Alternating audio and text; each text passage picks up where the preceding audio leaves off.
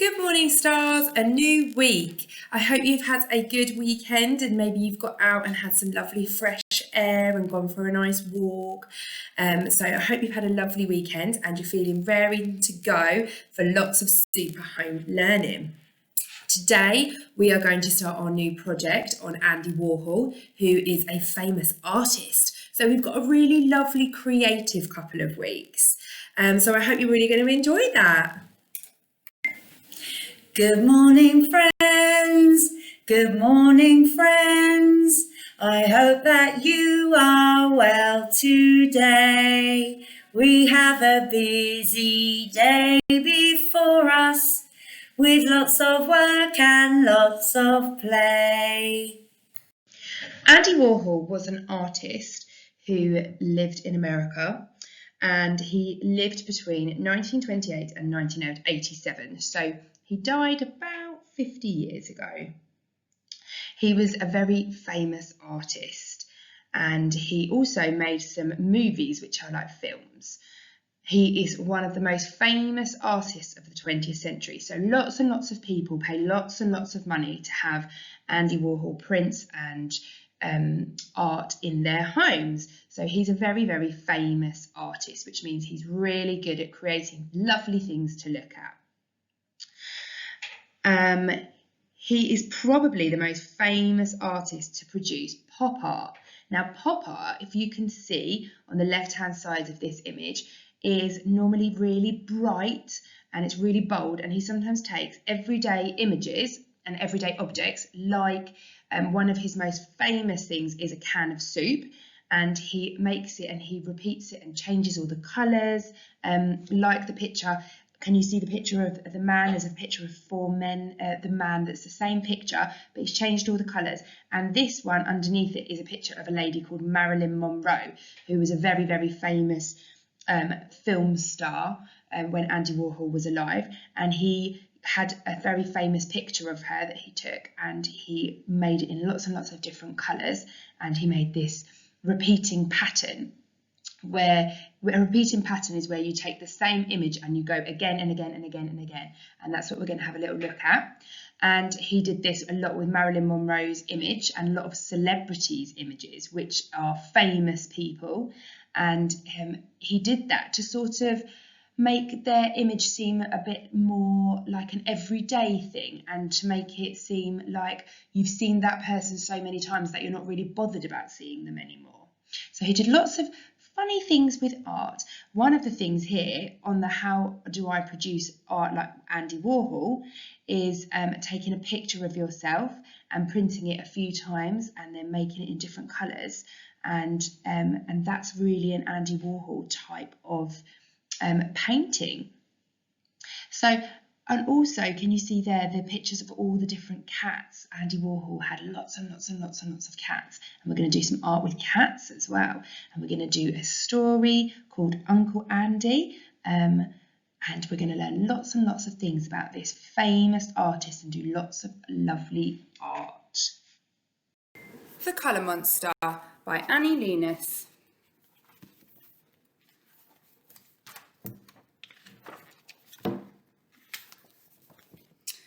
This is my friend, the Colour Monster. Today he's all mixed up and very confused. He doesn't know why.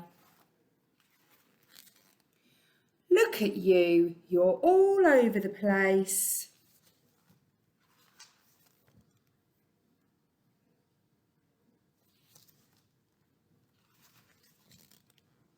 That's because your feelings are all stirred up together. So your colours are too. I know, let's put each feeling in a different jar so we can look at it more closely. I can help you if you like. This is happiness. It shines yellow like the sun and twinkles like the stars. You feel bright and light. You laugh, you jump, you dance. You want to share that feeling with everyone. This is sadness. It's gentle like a blue rainy day. Sadness can make you cry. It can make you feel alone. But if you're sad, I'll hold your hand.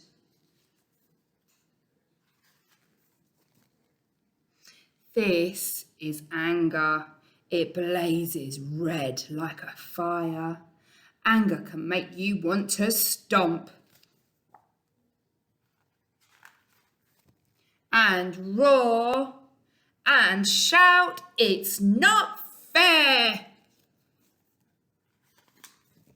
This is fear. It is black like the night and hides in shadows like a scaredy cat. Being afraid can make you feel very small and alone. If you're scared, tell me why, and we'll walk through the forest together. This is calm. It's quiet like the trees and soft like their leaves. Now you're calm. You breathe slowly and deeply.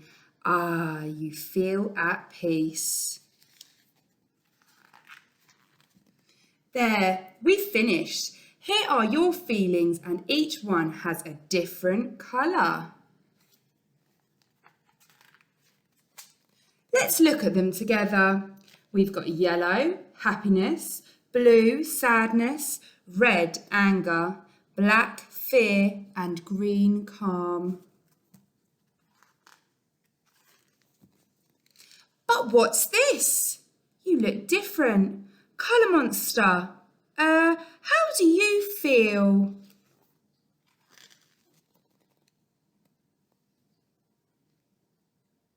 The end.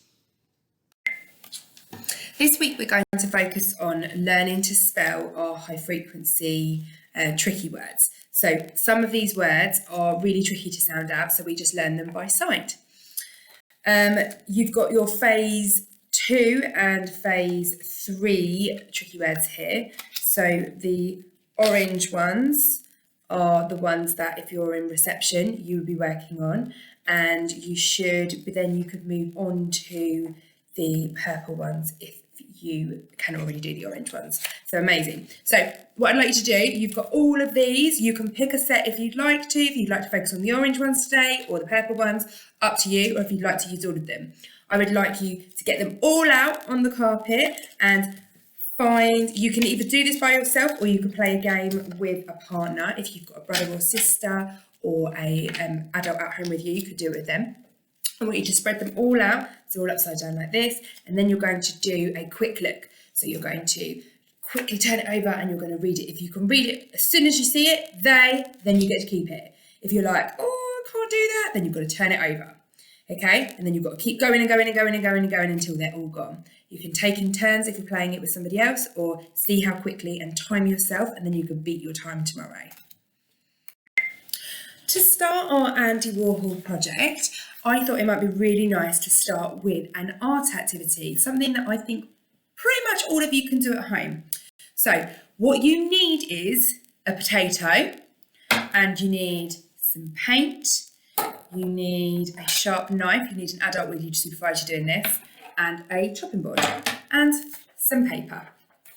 So what we're going to do today is we are going to create a repeating pattern, and that's really easy to do. Now, if you haven't got a potato, you could use an apple, you could use a parsnip, a carrot, anything like that to create a repeating pattern. We're making basically a stamp, and you're going to have a go at creating a repeating pattern. So the first thing I'm going to do is I'm going to cut my potato in half. Let's see, can you see that? Right. So I'm going to cut my potato in half. So you should have 2 circles that look like this. Now, if you get yourself a pen or a pencil, I've got a biro here, and it's quite nice because you can draw the shape onto it. So I think I'm going to start off with this one with like a triangle. So I'm just going to mark it out, and then I'm going to use my knife. And what you want to do is you want to sort of cut away. So I've cut that bit there, and then I'm going to cut away. So what you want to do, can you see there, I've got like a missing chunk now. So when I print that in the paint will only stick to this bit, and this bit, when I put it onto my paper, won't have any ink on it. So I'm going to cut this bit down here. Got to be really careful with your knife. So I'm going to make a triangle, and a triangle has 3 sides. So here is my triangle. Now what I'm going to do is I'm going to pop that over there for a minute, and I'm going to bring in my paint. I'm going to choose, I've chose this light blue colour. So what I'm going to do is I'm going to paint it on there, or you can splodge it in here. Can you see? And how the triangle has got all that nice bit of paint on. You want to get a good, nice, even coating. So give it a good swirl around in the paint. Can you see that? And I'm just going to take off the bit that's gone around the edge there. So I'm going to try and get a nice, clean triangle. Then I'm going to bring my paper in. Now, what we're trying to do here, so you can do this with one colour. I'm just going to show you the one colour here because I want you guys to have a really good go at being really creative with this. Maybe what you're going to do is spend some time and create some more stamps so that you can do a repeating pattern with lots of different colours. Maybe you're going to choose a triangle. What you could also do is you could, like Andy Warhol, a lot of the time he cuts his page into 4 bits. So you could cut your paper into 4, and then you could try to create a pattern here and then the same pattern but maybe in different colours there. So I'm going to put a triangle at that top, a triangle in this top, a triangle in this top, and a triangle in this top. And then what you could do is use your potato, create a different pattern. So maybe you'd go something a bit different.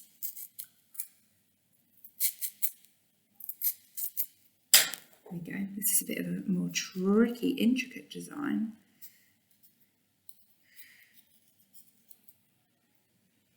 Okay, you can see how I cut the bits out?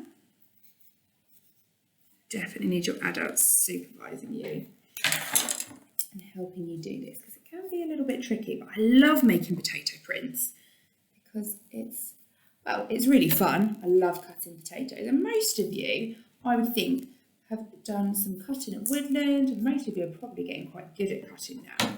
So you probably will surprise your adults with how well you know about knife safety as well, which is really great. So I've created this almost looks a bit like but not quite.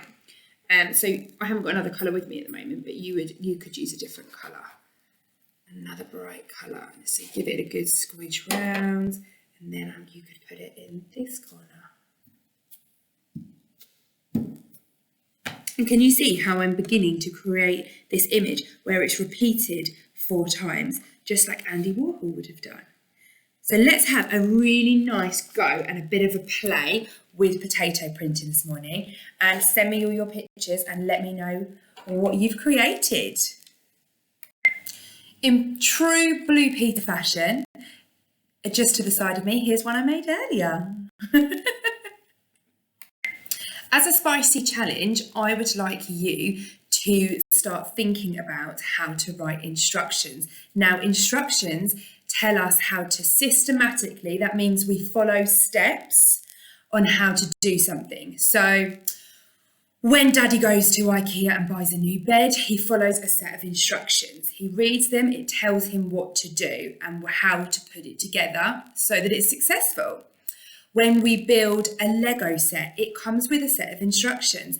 Normally Lego sets have pictures, and we follow the pictures. We find the right piece so we can build something. Instructions are really critical when you are telling somebody else or showing somebody else how to do something. So what I want you to think about is, you have just created these wonderful potato pictures. If you were to show somebody else, or if you were to tell somebody else how to do that, what might you need to start with? So the first thing we need to start with, and if you watched back my video, I did it right at the beginning, is the equipment you need. So I would like you guys to write a list of equipment that you will need to be able to follow a set of instructions in how to recreate your painting. So what equipment did we need? We needed a potato. We needed a sharp knife. We needed a chopping board. We needed paint and maybe a paintbrush. That's sort of an optional one, isn't it? And we definitely needed paper. Was there anything else I used? Have you used anything else? Maybe you've done it slightly differently to me, but I would really like you guys to write your list of equipment. Today in SPAG, we are looking at recognising nouns in sentences. Now, a sentence tells us something, doesn't it? And a noun, who can remember what a noun is? It's a person, a place, or a thing. A person, a place, or a thing. So I'm going to read you my sentence that I've written on the board, and I'd like you to shout out really loud. What here is a person, a place, or a thing? The tiny rat ran in the pot. So, a person, the who in the sentence is what? The tiny rat ran in the pot. So, straight away, we know, don't we, that rat is the thing or the person. It's the who in the sentence, isn't it, we're talking about? It's the thing.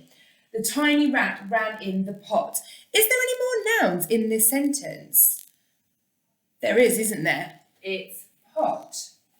Because that's a thing, like a table, a drinks bottle, a computer. All of these things are things, so they're nouns. Then we've got the who, the rat, or we could have a place. We could say he ran into the river or the house. Lots of different ways of doing it. What type of words are underlined in the sentences below? The little dog ran down the street. I put my money in my red purse. So the words that are underlined in the little dog ran down the street are dog and street. What type of words are they? And the next one, I put my money in my red purse. So money and purse are underlined. What type of words are they? Well done, they're nouns, aren't they? They are a person, a place, or a thing. Point to the nouns or underline them if you print this off in the sentence below. My fluffy slippers feel great on my feet. Well done, slippers and feet. They're both things, aren't they? True or false? All the nouns have been circled in the sentence below. Now remember, a noun is a person, a place, or a thing. The scary pirate lives on his little boat. Are pirate and little both nouns? What do you think? It's false, isn't it? Because little isn't a noun. Little is an adjective because it describes the boat. So the boat is the thing, and the adjective is little. So it should be pirate and boat that are circled. Choose two nouns from the word bank to complete the sentence below. The something served me a very tasty something. Is it waiter, eat, muffin? So the something served me a very tasty something. Which words is it? Well done. It's the waiter served me a very tasty muffin. Yum, yum. Because eat is a what? Eat is a verb.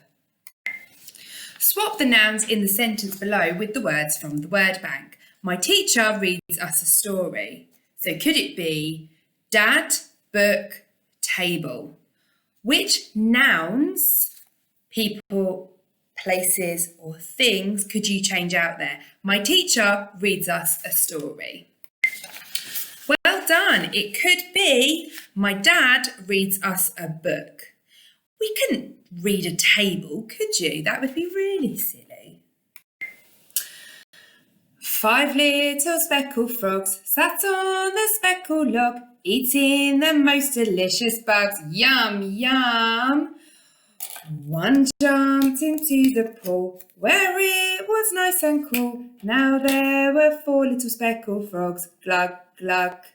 4 little speckled frogs sat on the speckled log, eating the most delicious bugs. Yum, yum.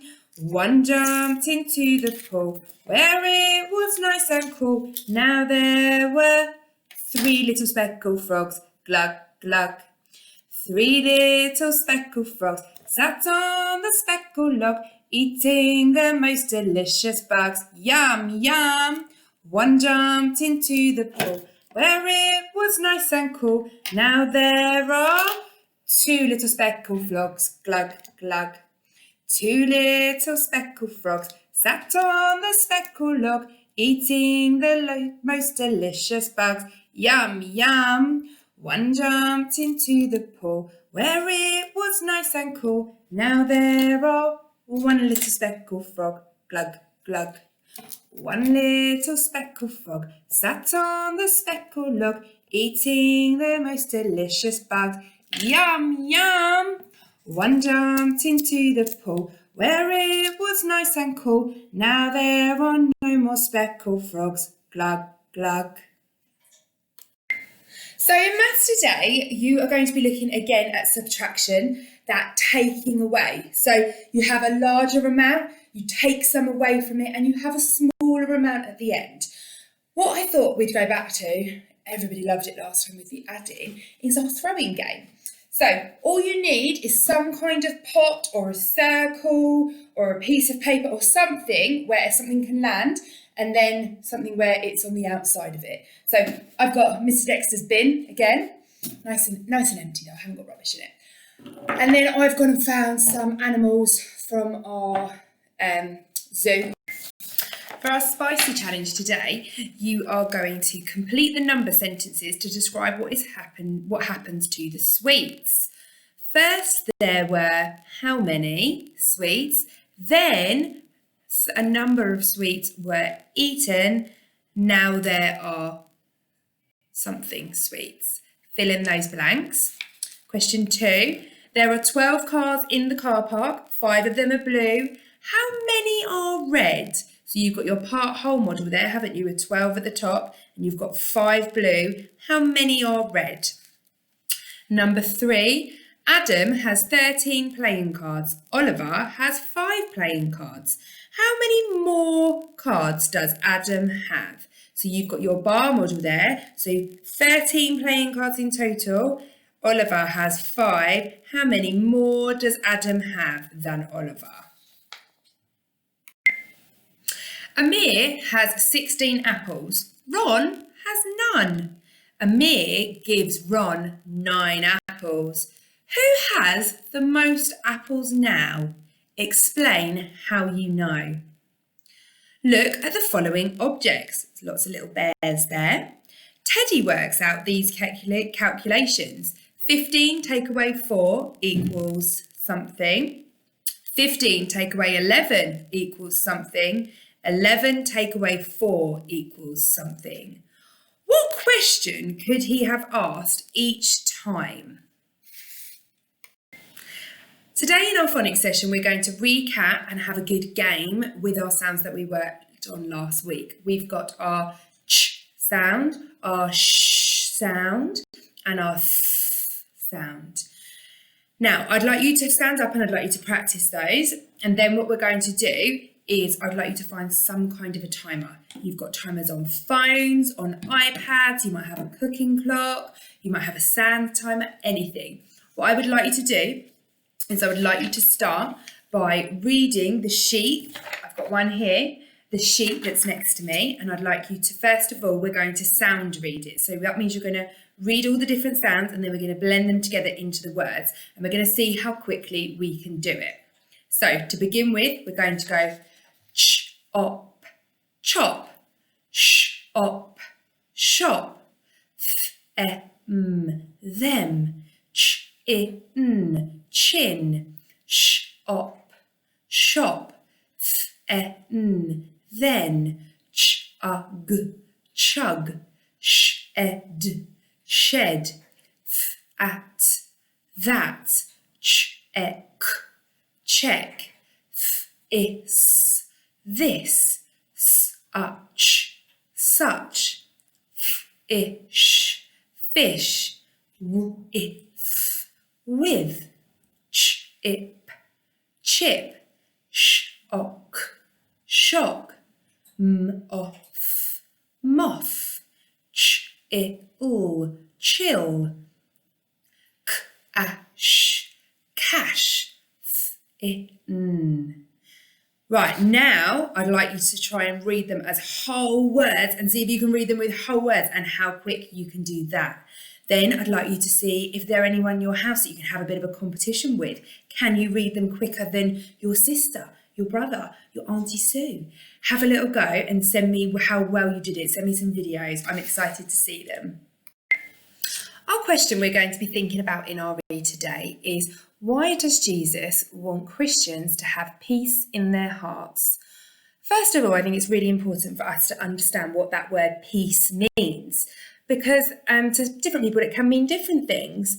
But I think that peace means that you feel really settled and calm, and the word tranquil, I think, really reflects what peace means, which means that everything is very, very calm and there is no disturbance.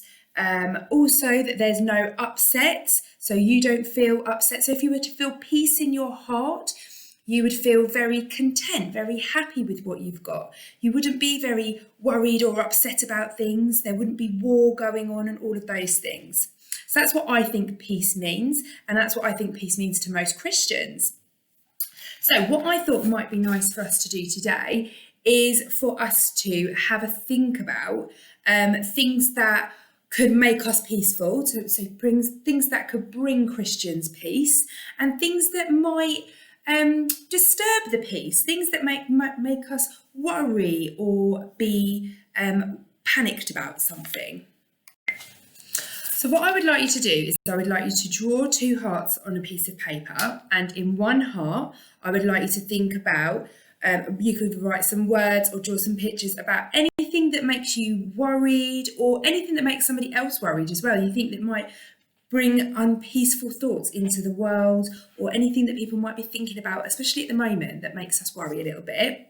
And then in the other heart, I'd like you to think about things that really bring us peace and joy and really make us feel good and happy at the moment.